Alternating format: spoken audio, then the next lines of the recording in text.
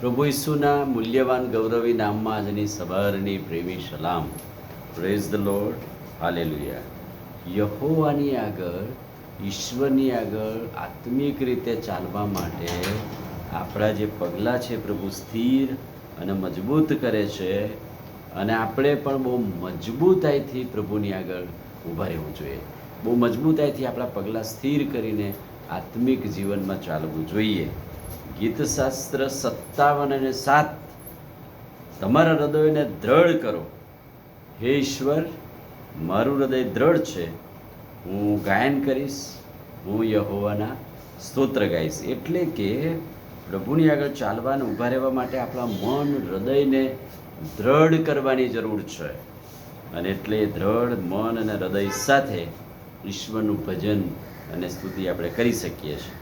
FAC 6:10-20 જે આત્મિક હથિયારોની વાત લખી છે, ત્યાં પ્રભુનું વચન શું કહે છે?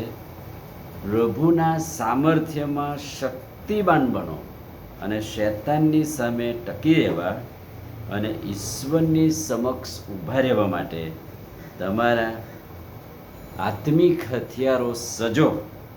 એટલા માટે કે તમે આ જગતના શૈતાન ને શૈતાની બાનાઓ સામે ટકી રહી શકો, ઊભા રહી શકો, જગતના અધિકારીઓ સામે આત્મિક યુદ્ધ લડી શકો. પહેલી વાત કે દ્રઢપણે તમારા હૃદયને દ્રઢ કરો અને દ્રઢ મને ઈશ્વરની આગળ ઊભા રહો. ત્યાર પછી આત્મિક હથિયારો સજીને પ્રભુની સમક્ષતામાં ઊભા રહો. લુકની લખેલી સુવાર્તા 11મો અધ્યાય અને 33-36 વચન. તમારી આંખો નિર્મળ રાખો. શરીરનો દીવો આંખ છે, જેથી તે નિર્મળ હોય, તમારું શરીર પ્રકાશથી ભરેલું રહે. એટલે કે નિર્મળ આંખથી જગતના વાનાઓની સામે પ્રકાશ ફેલાવવા માટે તમે તમારી આંખોને નિર્મળ કરો. એટલે કે હૃદય દ્રઢ કરો. ગીતશાસ્ત્ર 57:7, એફએસી 6:10 આગળમાં આત્મિક હથિયારો સજીને ઊભા રહો અને તમારી આંખોને નિર્મળ રાખો, કે જેથી કરીને તમારું શરીર પ્રકાશથી ભરેલું રહે. અને પ્રભુની આગળ ચાલવા માટે, પ્રભુની આગળ ઊભા રહેવા માટે ખ્રિસ્તી જીવનમાં આ વચનો આપણને ઉપયોગી થાય છે. આમીન. પ્રાર્થના કરી. ભલા પ્રભુ, આજે સવારે તમારા ખાતરીદાયક ઉત્તેજન વચનને માટે આભાર.